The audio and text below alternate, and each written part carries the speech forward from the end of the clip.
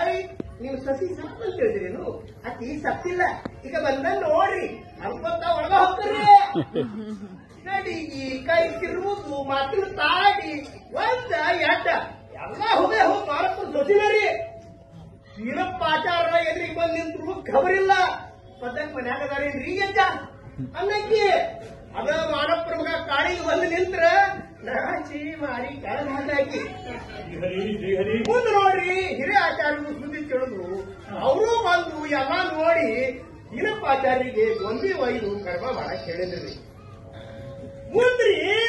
ಊರ್ ಹುಡುಗರಿಗೆ ಒಂದು ಮೋ ಜಾತ್ರೆ ಇದು ವೀರಪ್ಪ ಆಚಾರ್ಯರಿಗೆ ಏನೇನೋ ಅನ್ಕೊಂತ ಗಂಟು ಬಿದ್ರಿ